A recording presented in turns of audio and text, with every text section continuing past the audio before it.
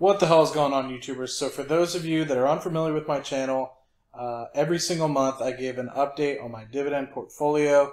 Today is the month that I go through September. It has been my greatest dividend income month to date. Just under $1,000 through dividend income, and then with some other passive income from YouTube and whatnot, put me over $1,000 for the entire month of September. Phenomenal results. As you probably know, the third month of every quarter, so that's like your Marches, your Junes, your Septembers, and your Decembers are my highest dividend paying months, and then my first and second month of every quarter are lower paying months, and they average about out. So I really rely on the third month of every single quarter to provide a lot of my income. Now, if you look at what I have on the screen at the moment, I have my portfolio separated into weight on the left, income on the right. So what that means is weight being how much capital I have invested or my total market capitalization of my portfolio based on each individual sector, whereas on the right-hand side, it's the income or the dividends that I'm getting from each one of those sectors. As you guys know, if you follow the channel, energy is my biggest dividend payer that I have, followed mostly by real estate, and then also consumer staples as well.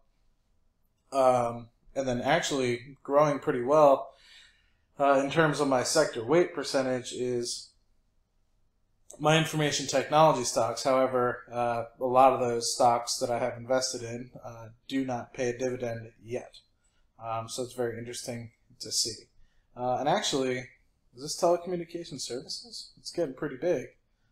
So 7% weight, 8.7% income coming from telecommunication services. So that's pretty sweet. No, McAfee, I do not want to provide that. So then looking at my total account, it's still around the $260,000, $265,000 mark. But like I've mentioned to you guys in the past, I don't really keep track of my 401k, so almost 40% of my portfolio of that $260,000 I don't talk about. What I'm mostly focusing on is my individual brokerage accounts, my Roth IRAs, my computer shares account, and whatnot. Really allows me to keep good tabs on it, whereas my 401k, it doesn't individually break out the dividends. So unfortunately, it's kind of a set it and forget it. Just put the money in there every month, and then take whatever I have left over and invest it in an individual brokerage account. So it's really nice to do.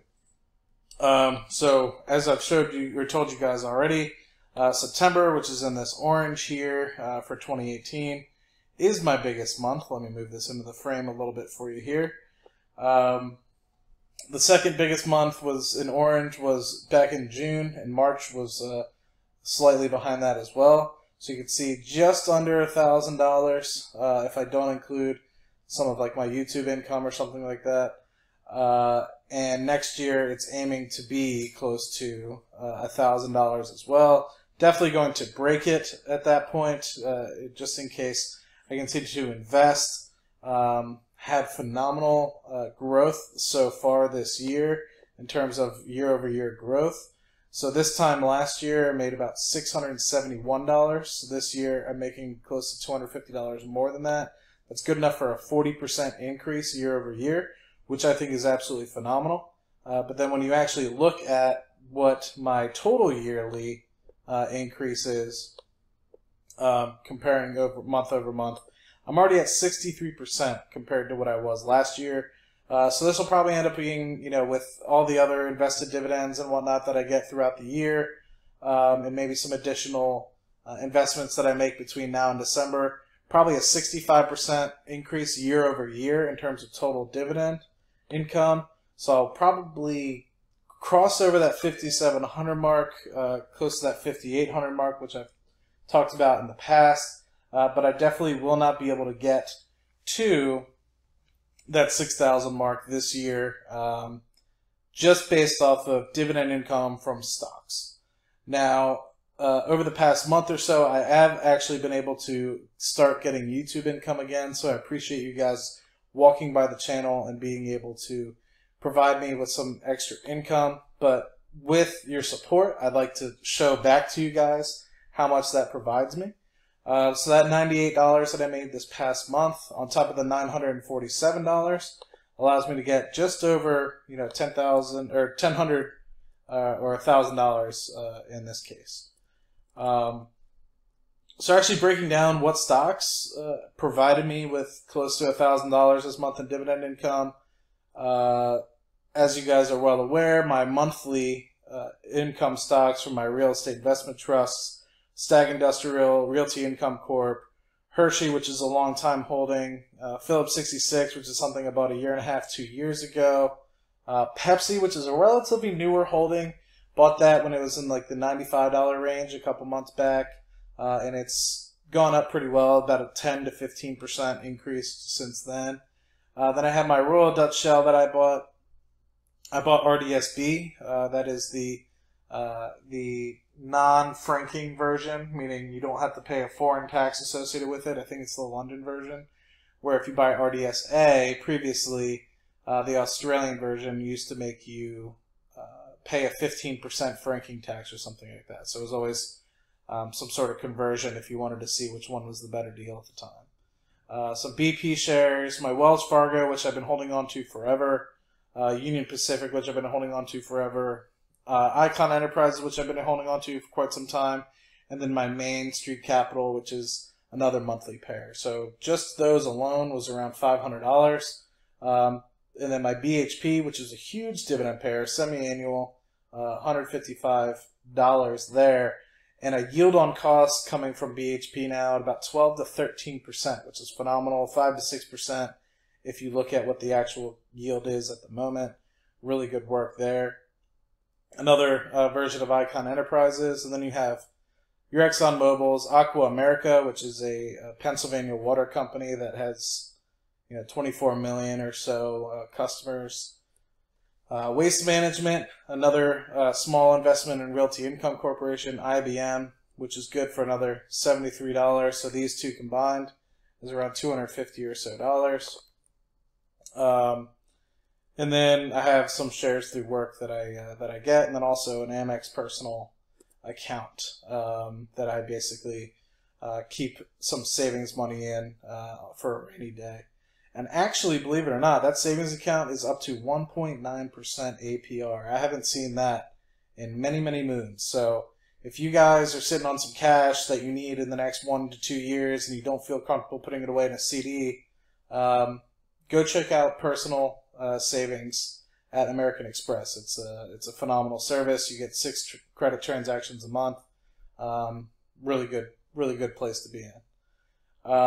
And that's relatively it. I mean, I don't have too much to say other than one thing when I was thinking about when I was coming home from work today was thinking about how I'm getting close to that $1,000 per quarter dividend mark in terms of my individual brokerage account. So looking strictly here. And so since I put away about $1,000 to $1,500 a month in my individual brokerage account, automatically, and then if I have some leftover money in my savings after it builds up a little bit, I'll invest more, like $1,000 or $2,000 every time it seems like it's getting a little high. It's getting to the point where combining with this $3-some thousand every month or every year, that automatically reinvesting the dividends might be something that I forego. What I might do is start pooling the dividends, because you think about it, you have $4,000 here plus another $12,000 at least that I'm going to be inputting into the account. So together, that's about $16,000 over the course of a year that I need to distribute somewhere, and it's only going to get worse from there. And by worse, I mean it's a good problem by worse. So what I might do is just pool the dividends, and every couple months I'll reinvest in something better. Another thing I've also acknowledged is some of these other, like, younger or older stocks that I invested in, like my Union Pacific, my Wells Fargo, I feel like those are somewhat unloved compared to my newer investments and like the energy stocks that I have, like Royal Dutch Shell and Exxon and whatnot. So what I might do is just maybe reallocate some of this capital a little bit, show some more love get rid of some of my massive positions in energy stocks. Because, yeah, I mean, it's getting a little absurd with respect to the unbalancedness of my portfolio, and I could then take that, massive gains that I made and say Shell, for instance, or Phillips 66 and allocate it to something a little bit better. But just because I'm going to start pooling my dividends once this crosses the $4,000 mark, doesn't mean that I'm going to do the same with, say, my individual retirement account or my YouTube money account or anything like that. I will keep those until they get to a similar place. So very far away point in my individual retirement account.